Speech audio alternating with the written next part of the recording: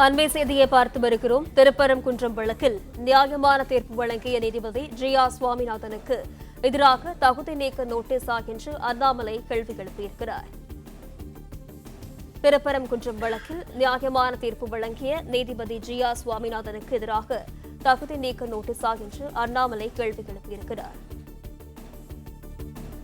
திமுக, காங்கிரஸ் உள்ளிட்ட இந்தியா கூட்டணி எம்பிக்களுக்கு அண்ணாமலை கேள்வி எழுப்பியிருக்கிறார். அண்மை செய்தியை பார்க்கிறோம்.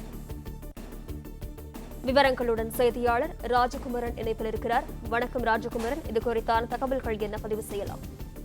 திருப்பரங்குன்றம் மலையில் இருக்கக்கூடிய தீபத்தூண் மீது தீபம் ஏற்றுவதற்கான அனுமதியினை நீதிபதி வழங்கியிருக்கின்றார்.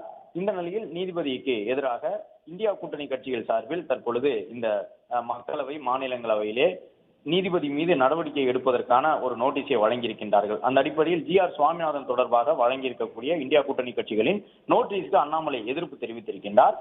நீதிபதிக்கு எதிராக தகுதி நீக்க நோட்டீஸா என்று கேள்வி எழுப்பியிருக்கக்கூடிய அவர், தீர்ப்பு பிடிக்கவில்லை என்றால் நீதித்துறையை முரட்டுவதா என்று இந்த நோட்டீஸ் விவகாரத்தை குறிப்பிட்டு கேள்வி எழுப்பியிருக்கின்றார்.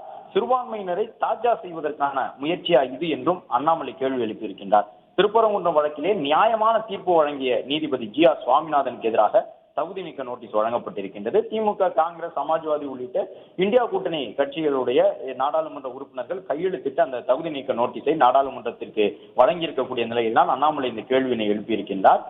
சிறுபான்மையினருக்கு ஆதரவான வாக்கு வங்கி அரசியல் என்பதை தவிர இந்தியா கூட்டணிக்கு வேறு என்ன நோக்கம் இருக்க முடியும்? தீர்ப்பு பிடிக்கவில்லை என்றால் நீதிபதிக்கு எதிராக தகுதி நீக்க நடவடிக்கை என இந்தியா கூட்டணி மிரட்டுவதா என்று கேள்வி எழுப்பியிருக்கக்கூடிய அண்ணாமலை, நீதிபதிகளையும் நீதித்துறையையும் மிரட்ட தகுதி நீக்க நடவடிக்கையை ஒரு கருவியாக திமுக உள்ளிட்ட இந்தியா கூட்டணி கட்சிகள் பயன்படுத்துகின்றன என குற்றம் சாட்டியுள்ளார். பிளே ஸ்டோர் மற்றும் ஆப் ஸ்டோரில் இருந்து பாலிமர் செயலியை QR கோடு மூலம் பதிவிறக்கம் செய்யுங்கள். செய்திகளை உடனுக்குடன் பெறுங்கள்.